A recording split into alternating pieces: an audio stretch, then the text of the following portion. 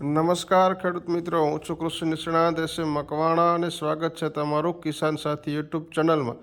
તો ખેડૂત મિત્રો, આજના વિડીયોના માધ્યમથી આપણે જાણવાના છે કે જે કૃષિ રાહત પેકેજ બહાર પાડવામાં આવ્યું હતું તો તેમાં કેટલા ખેડૂત મિત્રોને સહાય ચૂકવવામાં આવી ગઈ છે, કેટલા પૈસા ચૂકવવામાં આવે છે અને અત્યાર સુધીમાં કેટલી અરજીઓ જમા કરવામાં, કેટલા ફોર્મ ભરાયા છે તેની તમામ માહિતી આજના વિડીયોમાં વાત કરવાના છે ખેડૂત મિત્રો.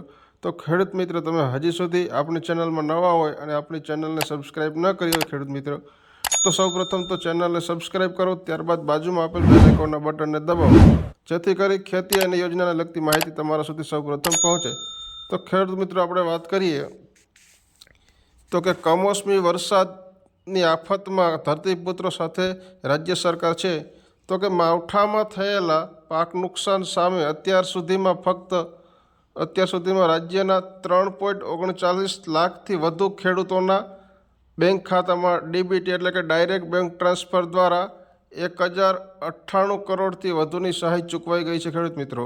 એટલે કે 3.39 લાખથી વધુ ખેડૂતોના બેંક ખાતામાં 1098 કરોડથી વધુની સહાય ચૂકવાઈ ગઈ છે.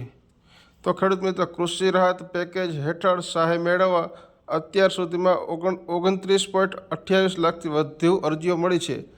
ખેડૂત મિત્રો, આ કૃષિ રાહત પેકેજ હેઠળ સહાય મેળવવા માટે 29.80 લાખથી વધુ અરજીઓ મળી છે. એટલે કે આટલા ખેડૂતોએ અરજી કરી હશે ખેડૂત મિત્રો. અરજીની ચકાસણી બાદ તબક્કાવાર ખેડૂતોને સહાય ચૂકવવામાં આવે છે ખેડૂત મિત્રો. બાકી રહેલા ખેડૂતો આગામી 5 ડિસેમ્બર સુધી સહાય મેળવવા અરજી કરી શકે. એટલે કે ખેડૂત મિત્ર, આજે અરજી કરવાનો છેલ્લો દિવસ છે ખેડૂત મિત્રો, 5 ડિસેમ્બર આજે જ છે. આપણા તાજેતરના કૃષિ મંત્રી જીતુભાઈ વાઘાણીયા પણ તેમના ફેસબુક એકાઉન્ટ પર પોસ્ટ કરીને જાહેરાત કરી હતી ખેડૂત મિત્રો.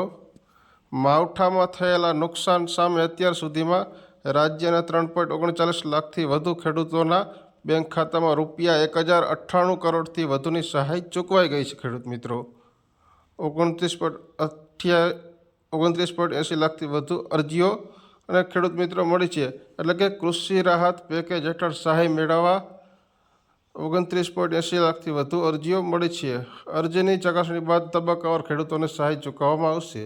બાકી રહેલા ખેડૂતો એટલે કે આજ સુધીમાં તારીખ 5 ડિસેમ્બર સુધીમાં સહાય એટલે કે અરજી કરી શકે છે ખેડૂત મિત્રો. તો ખેડૂત મિત્રો, આ માહિતી તમને કેવી લાગી તે તમે જરૂરથી કોમેન્ટમાં જણાવજો. જય જવાન જય કિસાન ખેડૂત મિત્રો.